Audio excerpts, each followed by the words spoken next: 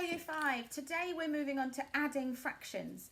I'm on the board that we're going to play today to help us see what's happening when we're adding two fractions together. And we're going to bring in some of our converting that we did last week, because we're going to put improper fractions as mixed numbers, which you've got to do on your worksheet today. So let's get started. On the board I've got the question 4/6 add 5/6. And you should be able to see they both have 6 as a denominator. So the denominator is the same. We don't have to do anything because remember our fruit analogy, that here I could say I'm adding apples with apples. So I can add them up nice and easily. I can ignore the denominator and all I need to look at is the numerator. So I've got 4 add 5 and I've also got it shown in a bar model. So I've got my 4/6 over here and my 5/6 over there. What is that going to be all together? 5 add 4, 5, 6, 7, 8, 9/6. So along the bottom, I'm going to look for my 9/6, and that is correct. But what would 9/6 be as a mixed number? And again, our bar model here is showing it for us. So I've got one whole, so I'm looking for an answer with one whole, so I can eliminate these two at the end. I hope you can see this clearly. So I've got one whole and how many 6 or what fraction left over? And it is 3/6, so I'm looking for 1 and 3/6, just like that. Next one, I've got 2/3 add 2/3. Pause the video if you want to have a go by yourself. Check back in when you're ready to hear the answer. So 2/3 add 2/3. If I count the number of thirds I've got in my bar model, I've got 1, 2, 3, 4. And we also know 2 add 2 is 4. So I'm looking for 4/3. So not 4/6, not 5/3. I want 4/3. And again, that's an improper fraction if our numerator is bigger than the denominator. So what is 4/3 as a mixed number? Remember that mixture of the number of wholes and the fraction left over. And my bar model, I've got one whole here, 1/3 left over, so I'm looking for 1 and 1/3, which is down here. And that is correct. Right, have a go at this one by yourselves. So pause the video and I want you to give your answer as a mixed number, just like we've done with the first two examples together. So pause the video now and have a go, and then check back in for the answer.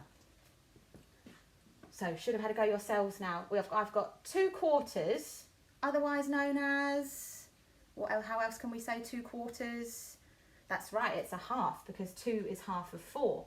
So 2/4 add 3/4, got my bar models, is going to give me 5/4. So I'm going to click my 5/4 down here. But what is that as a mixed number? What is 5/4 as a mixed number? I've got one whole and 1/4 left over. So I'm looking for 1 and 1/4, just like that. Again, pause the video, have a go at this one by yourselves, and then check back in. Right, 3/5 add 4/5. So I can ignore the denominators. I can literally, in my head, do 4 add 3, and I'm looking for 7/5. And I want my answer as a mixed number. So what is that going to be? I've got one whole, because I've got 1, 2, 3, 4, 5/5, which make a whole, and 2/5 left over, because that's 5. Add 2 will give me my 7. So my answer is going to be 1 and 2/5, just like that. Now I'm going to show you what we do if we had a word problem and it was talking about adding and taking and subtracting fractions. So I've got the question on the board. Molly has 1½ packets of flour. She uses 5/8 of a packet. What fraction does she have left?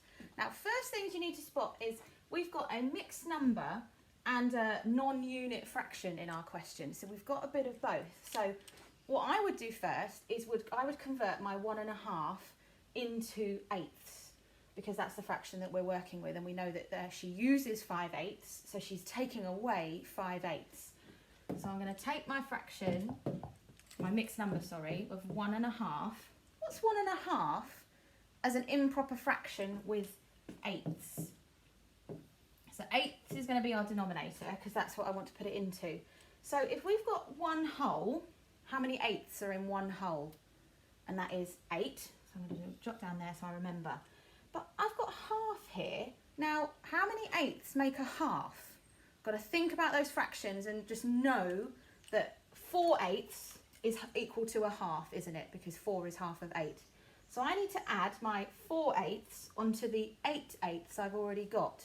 So 8, 9, 10, 11, 12. So as an improper fraction, we could say that Molly has 12 eighths or 12 eighth packets of flour. Now that's why we say 1.5, because it sounds a lot nicer. But for the purpose of our question, we needed to work out what 1.5 was as an improper fraction. Now what I can think I'm doing is 12 eighths, and it says Molly uses 5 eighths, so she's taking away 5 eighths from her 1.5 or 12 eighths. Does that make sense? So remember when the denominators are the same, we can ignore them if you like and just do our normal subtraction of 12, take away 5. So 11, 10, 9, 8, 7. So what fraction does Molly have left of her flour? And the answer is 7 eighths. And that's a non-unit fraction. We don't have to convert that anymore because 7 is less than 8. So the answer is she has 7 eighths left. Okay? One more question to do together. Because sometimes you might be asked to pick the fractions that add together to make a whole. And my question is, which 2 fractions below add together to make 4, or 4 wholes it's asking you for there. So I've got 2.5, 2 1/4, 2 3/4, 1 3/4, or 1 1/4. Now, pause the video, have a think to yourself, how would I make 4 wholes from the mixed numbers on the board? And then join back in to see the answer.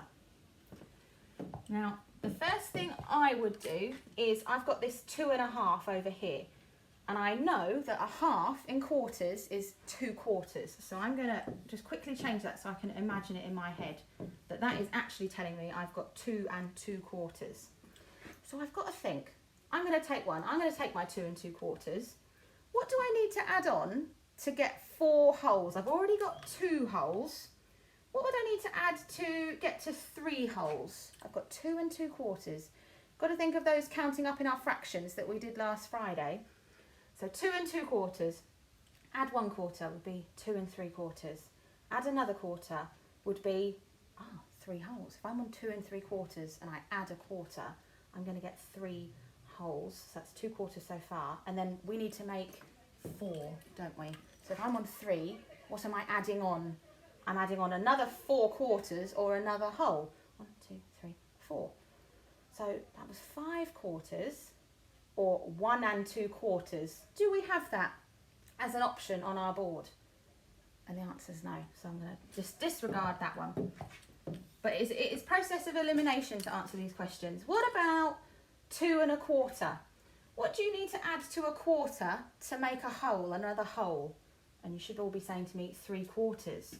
I've got 2 fractions here, 2 mixed numbers here that have 3/4 in them.